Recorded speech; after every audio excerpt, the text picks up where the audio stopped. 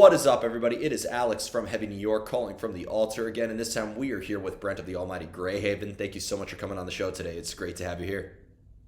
Great to be here, man. Thanks for talking to me. Of course, thank you for coming on. I wanted to get this interview done when I saw you guys last year on the Norma Jean Fire from the Gods tour. That was a fantastic time, and you guys absolutely killed it. So it's great to be able to chat Thank with you, you here man. today. So with the new EP coming out, Stereo Grief, is this meant to sort of serve as sort of like a preview or sort of like a trailer of what we would get on a follow-up to This Bright and Beautiful World? Or is this almost kind of like a standalone sort of one-off thing in the Greyhaven catalog? I feel like everything we do kind of is just progressing, our catalog of music. So it's just kind of always a snapshot of where we're at. So I'm not sure if this will be like a lead in to the next record or if it will kind of stand as its own little fun thing. But really, we just wanted to get some songs out there, and we had been writing a record and we had written a whole bunch of different material, and then it just kind of timing wise made sense to just go cut an EP real quick so we could announce label and everything. And that was a fun thing to do. So it's, I think, like a look into where we're going, but I wouldn't be surprised if we kind of go all over the place with the next one because we got those 5 kind of heavier songs out of the way, Yeah. out of our system a bit. Yeah, I don't know those. if it's like energizing us up to be more heavy or if we want to kind of do something else. I don't know. Yeah, because I was about to say this is because I discovered you guys. I really first heard of you guys when the Norma Jean Fire from the Gods tour was announced. I was like, oh, let me check this Yeah. band out because I love the name, and I was just like, cool. And then I listened to Empty Black and This Bright and Beautiful World, and when you compare that to this EP, I'm like, damn. And I mean it as a compliment. Like, you're definitely a band that leaves people not knowing what to expect. Yeah. I enjoy that. I think we all kind of get a kick out of that. Does it ever start off with a vision in mind? Like, did you want this EP? Did you go in, let's make a real heavy ass EP, or do things kind of just happen the way that they happen? A little bit. Like we had written a bunch of different stuff. We've been kind of writing nonstop since the last record, just trying to not have a 4-year gap in between releases.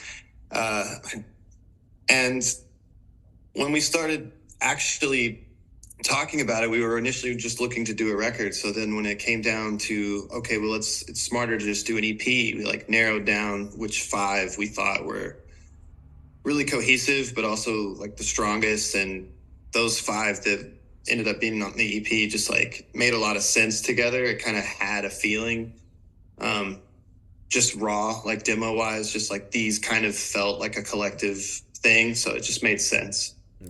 When it comes to as well, like because I wanted to talk a little bit about the last album, This Bright and Beautiful World, which came out in 2022. Because when you compare a track to like when you can compare like All Candy to A Painful and Necessary Action, and then you end with a track like Ornaments from the Well, there really is a constant evolution that sort of happens with it. So when does the making of an album often start off with let's do it this way, and then things just happen to change? I feel like change is almost kind of like one of the things that works in the favor for Greyhaven. Yeah. We're constantly until we get kicked out of the studio and we have to go home and pick apart mixes, that we're doing changes like up to the very last second almost. Like it's kind of the fun of it. Like we write in a room together, like just we always have, just band practice every week, and we just try to write and run over the set. Basically it's very very old school that way. But then when we get into the studio, we're like, we know there's going to be better evolutions of the songs. So I almost always come into it last. So it's like a very textural, just like instrumental experience until we get to that last couple weeks in the studio to really hone in where the vocals are. And that's not on purpose. It kind of stresses me out that it ends up being that way. But I think writing all the lyrics kind of isolated in those incidents makes the records kind of have sort of a theme, because it's all kind of getting purged in one experience.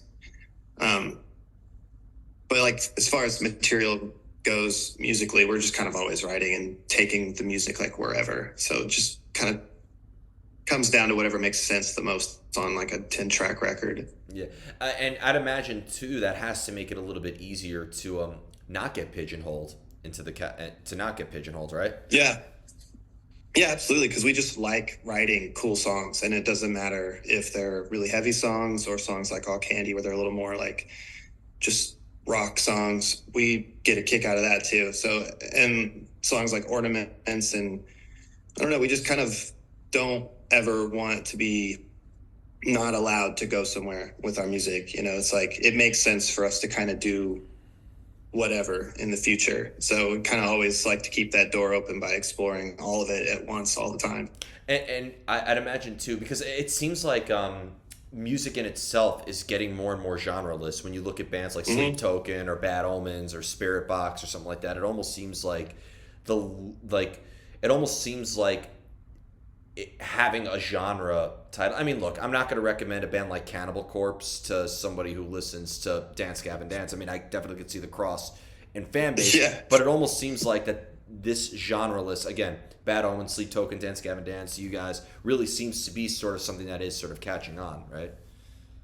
Yeah, I actually feel like that's been a thing that is always kind of eluded. Like people have always tried to do cool mixed genre stuff, and every time that happens it like progresses the both respective genres a little more. But I think we've seen so much of that so fast in the last few years that it's like just cool. It's just textures at this point. It's like a good song is a good song, and whatever kind of genre texture thing you want to throw in the middle of it, like if you can do it tastefully, then that's really fucking cool. I feel like Japan's been doing that for a while. Like, have you ever listened to Maximum the Hormone? No, but I'm a huge fan of Duran Gray and the Gazette and Alice 9. Yeah. Like Withering to Death by Duran Gray is one of my all-time favorite albums. So like you have to check out Maximum the Hormone. They literally do like System of a Down and Into Fall Out Boy in like one song. That's and I feel amazing. like that's a thing that they've kind of been on. So I think like where we're at musically, where all these bands are kind of mixing things, I think it's just the natural progression of shit. Yeah, and you couldn't be more right. You're right in that Japan has sort of like brought their own mix behind it. Again, like Duran Gray, one of my all-time You're favorite gonna love bands. those records, dude. They're awesome. Do you have a favorite one? Are you like a diehard fan? Because I'm like one of those like. It's more casual. It's mostly just like all the music videos you can find on YouTube. Buying their CDs online. We have a buddy who's a big fan, and like Johnny had looked into getting the CDs for him, and it's crazy expensive actually to get those over here. I know, it's insane. Their merch too. It drives me crazy because I love this band so much. I've seen them live. I've had the privilege of seeing them live twice, and they're amazing. They're incredible. Fantastic set list. They play all your favorite songs, everything. But like their merch is 10 times expensive, and there's just like one shirt the whole time. Yeah. Like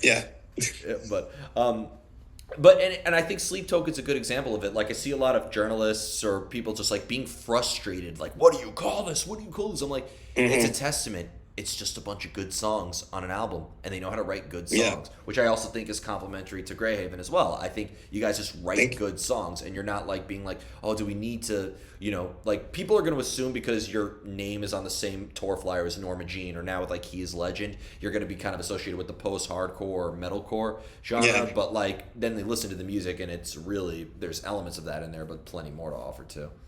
Oh yeah, definitely big influences, but we do try really hard to do our own thing as much as we can get away with. When it comes to the lyrical aspects too, I mean, has Greyhaven ever approached things from a conceptual standpoint? Like, do maybe a lyrical idea or lyrics themselves maybe help guide the sound in a way? I feel like since I write the lyrics so kind of last minute, like it's usually the guys kind of looking over the lyrics after the fact when I have to turn them in after a record's done.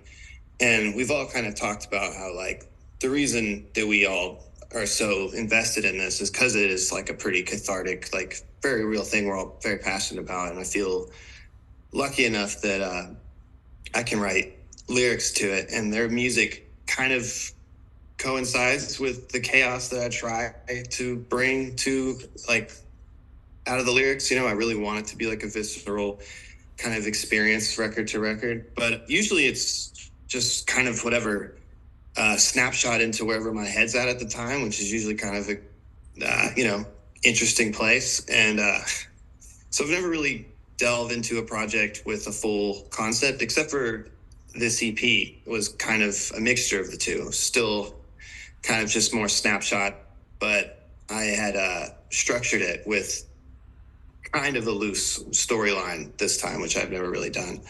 But again, like, it doesn't have any kind of bearing on the music, really. Like, we write together, and I kind of fuck around at practice, but the vocals aren't really crafted until we go into track.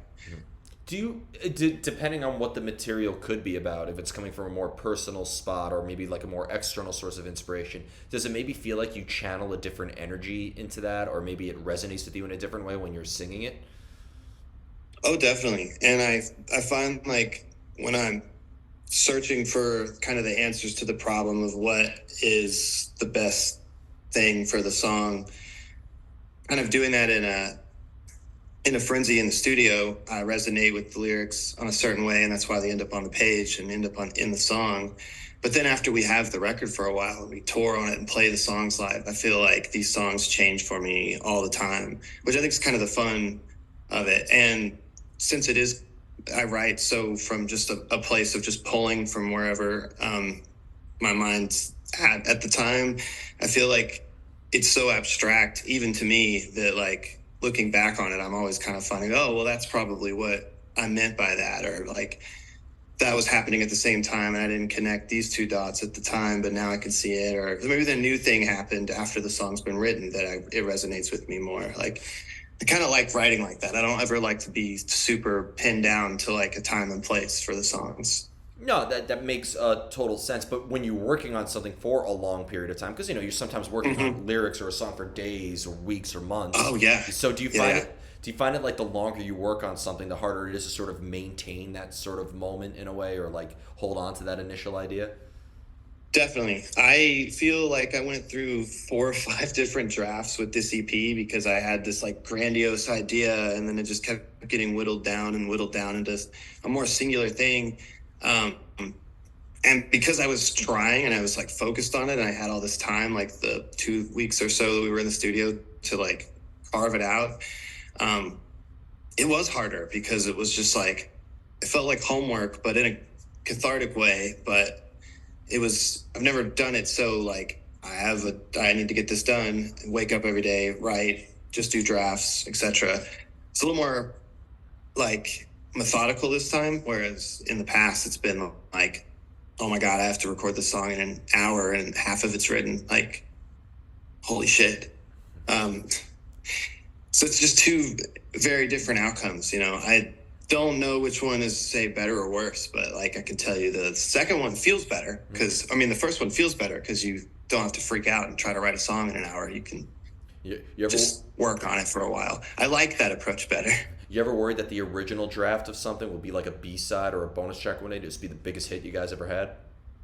We've had that happen where, not the biggest hit, but like we've got like 2 or 3 songs from Empty Black that ended up being B-sides that I think are really good, but they don't fit the flow of the record. But it was like some of the first songs we ever wrote together, so that's like kind of funny. But like on this last one, on Bright and Beautiful, we had 3 instrumentals because I didn't finish the vocals in time. And one of them was like a more all candy kind of like rock song. And when we had to cut that, everybody was like, well, fuck, that was supposed to be the single. Like in our minds, like in our band practice minds, we were like, we just lost the best song ever. Yeah. That always happens. Every time a band tells me, when the making of an album, oh man, we all mutually came together and it was all such a no, that's bullshit. If you're in a band with 4 to 5 other people, you have different emotions, you have different experiences, you have different ideas, different influences. Oh, yeah. You're gonna, and I'm not like saying it like it's a bad thing, but there are gonna be headbutts and creative influences in a way. And that led me into what I wanted to ask you, because I could tell that you approach your lyrics in a very, very, last minute or not, you do have a real good craftsmanship with cultivating lyrics. So thank you, man. Yeah, of course. Just like, so does the band, do you have to be like on the same emotional headspace as your other bandmates when singing these songs together and collaborating together, or could you all being in your own worlds maybe actually help enhance the sound that is already so diverse? I think it's definitely both. Like, I definitely wouldn't wish my headspace on another person, but like, it is something I think just generally with the music we write, it is kind of just about like general anxieties and just all the worldly shit. But like, and I think anybody can relate to that kind of stuff. So they definitely understand like where I'm coming from and what I'm expressing, like when we're writing. But also having those different emotions and perspectives and headspaces floating around is great, because like when we recorded Bright and Beautiful, you know, it was very stressful. Like that last week of trying to finish the record, it was like basically a week-long panic attack for me. It was awful, but I feel like a very cathartic thing came out of it. I really love the record that came out of that, but like I don't ever want to do that again. But while I was sitting there having a particularly rough morning with it, just really stressing out, like Nick came in and was like, dude, we're just writing a rock and roll record. Like, go for a walk.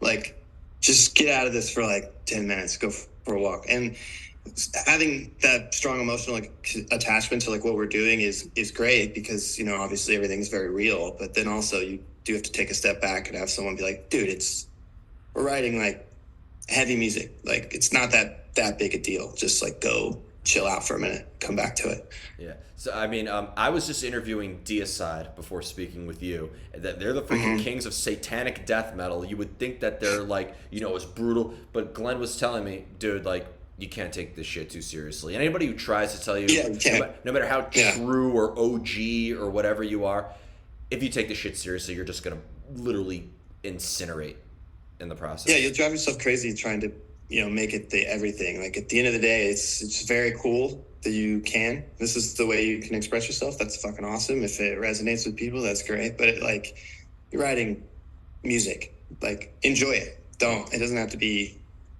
this crazy thing. I had to learn over the year, and from asking very deep questions on a freaking altar that I freaking built, even I can't fucking take the shit seriously all the time. So yeah. But having many different usages of your voice, does that also, kind of like a similar question I asked about the lyrics, but like, does having different usages of your voice, very aggressive and very melodic, maybe express a different side of your personality in that regard? Oh yeah, definitely. It's weird because like, I feel like I try a lot of different things with my voice just because it seems like fun. Like, just if I learn how to do something new or my voice sounds like different here, like I would love to play around with that some more. That sounds great. When we were writing, usually it is like I'll take home demos and I'll try to track some stuff here alone at my house.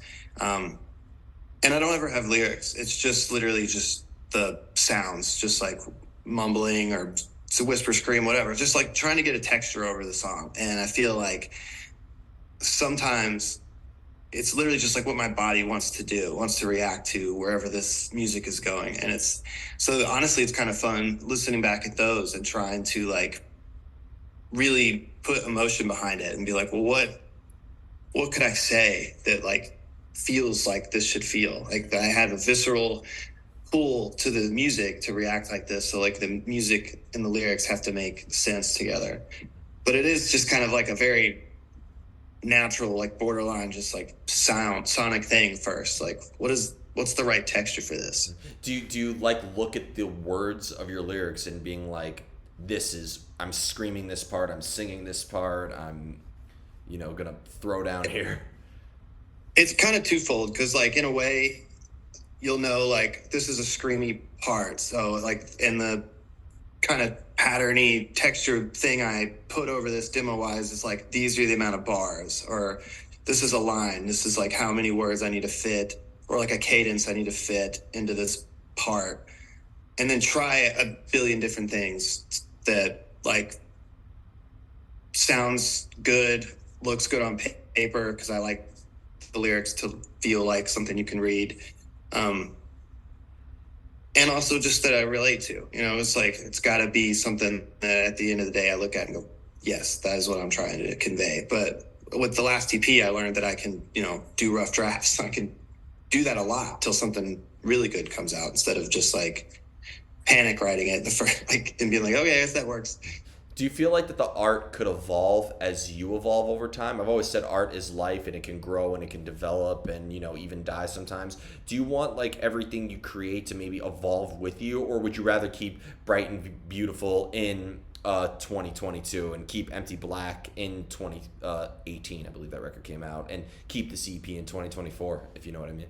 Oh, I think it definitely should like always evolve. Like we're about to approach 10 years on our first record, and we played those songs for so long that like I feel like the way they sound now versus how they sound when we recorded it first is so different. Like much more like the way we sound now. So sorry, she's like driving me nuts. Yeah, you're good. But the same thing with Empty Black and This Bright and Beautiful World. I feel like as you play those songs and connect to those songs, and especially watching those songs connect with people live, especially, like they just take on a whole new life, I feel like, and resonate with you in a different way. Yeah. And let me perfectly into the final question before we do go, and that is what else we could be expecting from Greyhaven in the near future with the release of the CP, because your fans you definitely know how to leave your fans wanting more with every album, even though you already say so much with each album. So what could we be expecting in the near future? Hopefully a lot more touring, hopefully a lot more music. Like we're very excited to be with Solid State now, and like the EP was just the first kind of thing with that. Is just wanting to establish that and get some music out there and start getting some shows under our belt and start working on the next record. Like I said earlier, we've been writing so much up to the EP, and now that those are out, we just got a lot more to do, a lot more to write. And can't wait to see all of it. Well, I want to thank you so much for your time, and most of all, thank you for your music. Everybody, we are here with... Thank you, man. Anytime. Everybody, we are here with Greyhaven. Be sure to be on the lookout for kick-ass new music coming very, very soon. In the meantime, check out their new EP coming out, Stereo Grief. It is absolutely kick-ass. We'll see you next time on Heavy New York.